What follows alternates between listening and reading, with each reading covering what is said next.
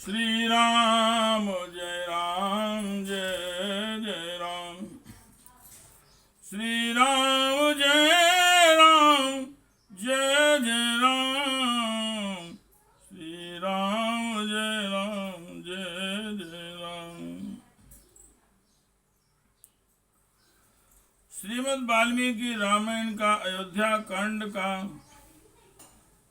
28वां सर्ग श्री राम का वनवास के कष्ट का वर्णन करते हुए सीता जी को वहां चलने से मना करना।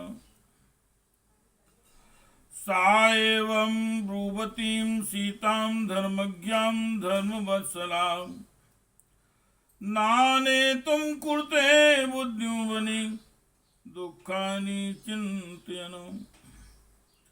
धर्म को जानने वाली माँ सीता जी के इस प्रकार कहने पर भी धर्मवश श्री राम ने वन में होने वाले दुखों को सोचकर उन्हें साथ ले जाने का विचार नहीं किया।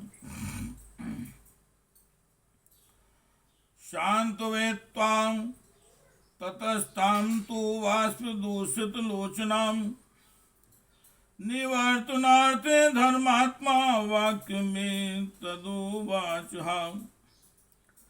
सीता जी के नेत्रों से आंसू भरे हुए थे। सीता जी के नेत्रों में आंसू बहे हुए थे।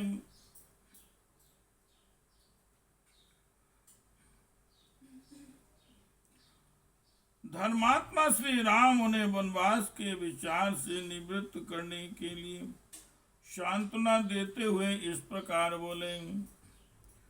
सीते महाकुलीनासि धर्मे चा निरता सदा इहाचरस्व धर्मं त्वं यथा मे मनुष्यां सुखम। हे सीते, तुम अत्यंत उत्तम कुल में उत्पन्न हुई हो और सदा धर्म के आचरण में ही लगी रहती हो। अतः यही रहकर धर्म का पालन करो जिससे मेरे मन को संतोष हो। सीते तथा त्वां वक्ष्यामि तथा कार्यं त्वया बले वने दोषा हि वैवो वह तबस्तस्तान् निबोध में। हे सीते, मैं तुमसे जैसा कहूँ वैसा ही करना तुम्हारा कर्तव्य है। तुम अबला हो। वन में निवास करने वाले मनुष्य को बहुत से दोष प्राप्त होते हैं, उन्हें बता रहा हूं, मुझसे सुनो। सीते विमुच्यता में सा वनवास कृतामति वह दोषम ही कांतारम वनमित्यभिधीयते। हे सीते, वनवास के लिए चलने का यह विचार छोड़ दो। वन को अनेक प्रकार के दोषों से व्याप्त और दुर्गम बताया जाता है। हित बुद्ध्या खलु वचो मैं तदभिधीयते सदा सुखम ना जानामि दुख में वो सदा वनम। तुम्हारे हित की भावना से ही मैं ये सब बातें कर रहा हूँ। जहाँ तक मेरी जानकारी है, वन में सदा सुख नहीं मिलता, वहां तो सदा दुख ही मिला करता है। गिरि निर्झर संभूता गिरि निर्दरी वासिनां सिंहानां नीनदा दुःखा श्रोतुं दुःखं तो वनम। पर्वतों से गिरने वाले झरनों के शब्दों को सुनकर पर्वतों की कंदराओं में रहने वाले सिंह दहाड़ने लगते हैं। उनकी गर्जना सुनने में बड़ी दुखदायिनी प्रतीत होती है, इसलिए वन दुखमय ही है। क्रीडमानाश्चित्तृब्धा मत्ता शून्यो तथा मृगा दृष्ट्वा सामिभिम संभिवर्तन्ते सीते दुःखमतो वनम। हे सीते, सूने वन में निर्भर होकर क्रीड़ा करने वाले मतवाले जंगली पशु मनुष्यों को देखते ही उस पर चारों ओर से टूट पड़ते हैं, अतः वन दुख से भरा हुआ है। श्री राम जय राम जय जय राम, श्री राम जय राम जय, श्री राम जय राम जय जय राम।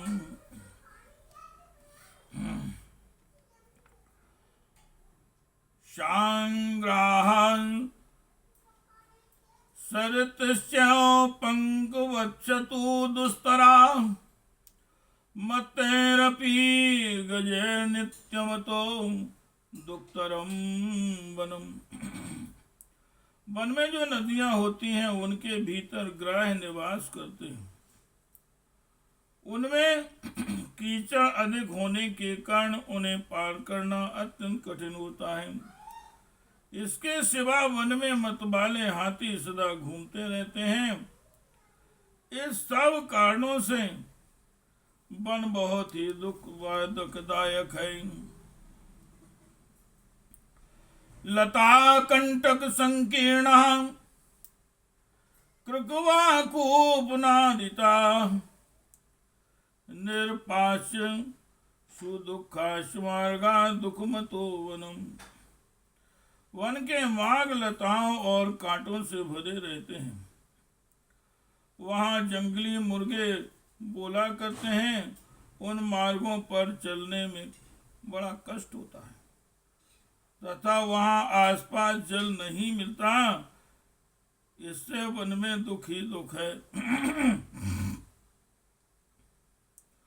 शुप्ते वर्णस्यासु स्वयं भग्नासु भूतले रात्रिषु श्रम खिन्निन तस्मान दुखमतो वनम। दिन भर के परिश्रम से थके माने मनुष्य को रात में जमीन के ऊपर अपने आप गिरे हुए सूखे पत्तों के बिछौनों पर सोना पड़ता है। अतः वन दुख से भरा हुआ है। अहोरात्रं च संतोषा कर्तव्यो नियमात्मनं फले वृक्षाओ पतिते सीते दुखमतो वनम।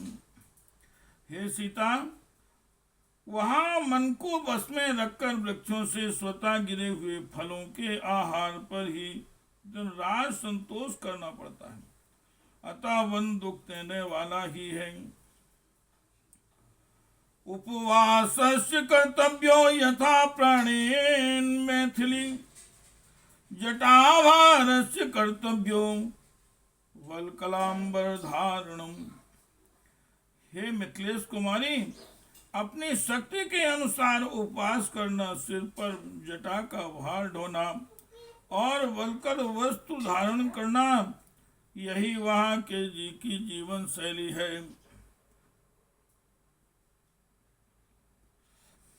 देवतानां पितॄणां चा कर्तव्यं विधि पूर्वकं प्राप्तानां तिथीनां च नित्यशः प्रतिपूजनम। देवताओं का, पितरों का तथा आए हुए अतिथियों का प्रतिदिन शास्त्रोक्त विधि के अनुसार पूजन करना, यह वनवासी का प्रधान कर्तव्य है।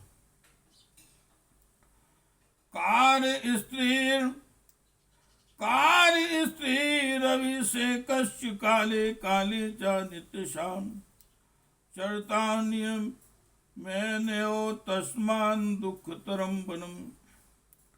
वनवासी को प्रतिदिन नियम पूर्वक तीनों समय स्नान करना होता है, इसलिए वन बहुत ही कष्ट देने वाला है।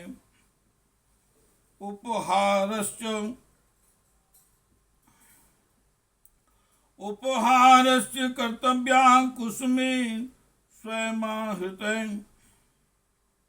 आर्षेण विधिना वेद्याम सीते दुखमतो वनम।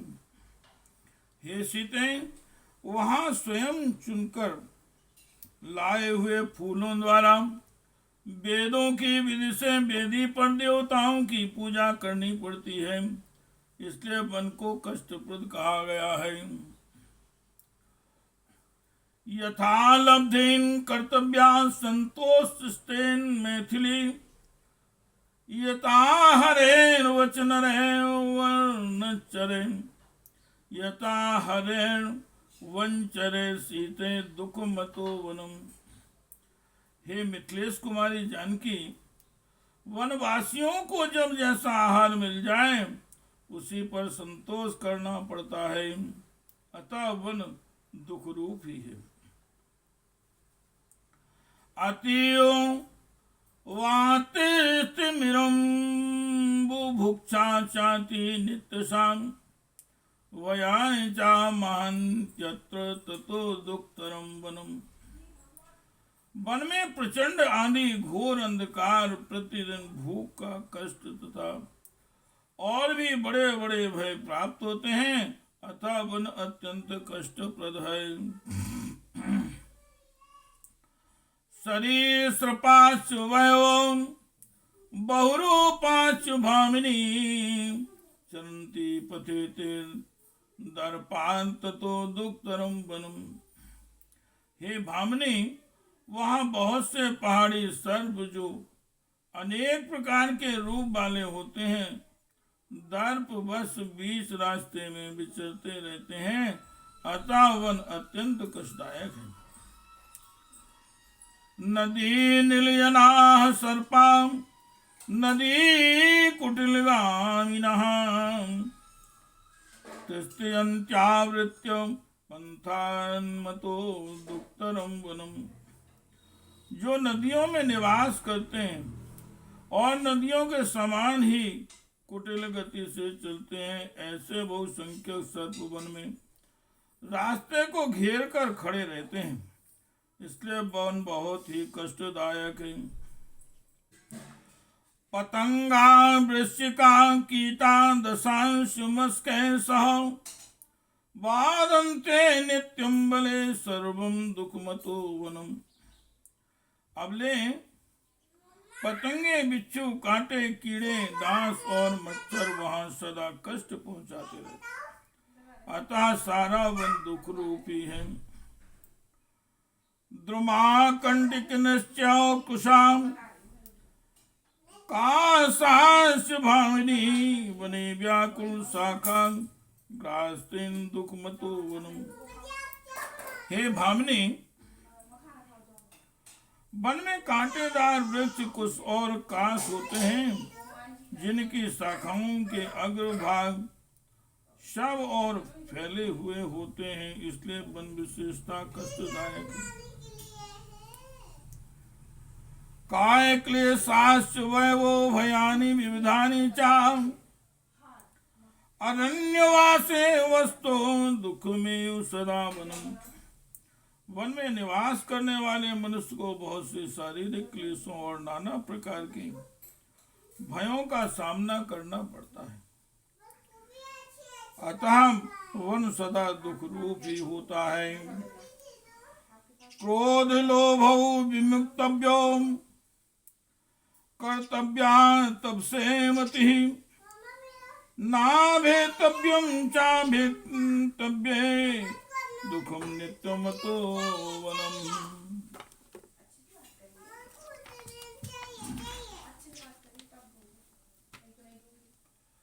वहां क्रोध और लोभ को त्याग देना होता है, तपस्या में मन लगाना पड़ता है, और जहाँ भय का स्थान है वहाँ भी भयभीत न होने की आवश्यकता होती है, अतः वन में सदा दुख ही दुख है। तादलम ते वनम गत्वा क्षेमं नहि वनम तो विमृशन्यो पश्यामि बहुदुष्करम वनम। इसलिए तुम्हारा वन में जाना ठीक नहीं है, वहां जाकर तुम साकुशल नहीं रह सकती। मैं बहुत सोच विचार कर देखता और समझता हूँ कि वन में रहना अनेक दोषों का उत्पादक बहुत ही कष्टदायक है। वनम तूने तुम नाकृता मति यदा बाभूरामेण तथा महात्मना ना तस्य सीता वचनम चकारतम ततो आब्रवीरामिदं सुदुःखिता। जब महात्मा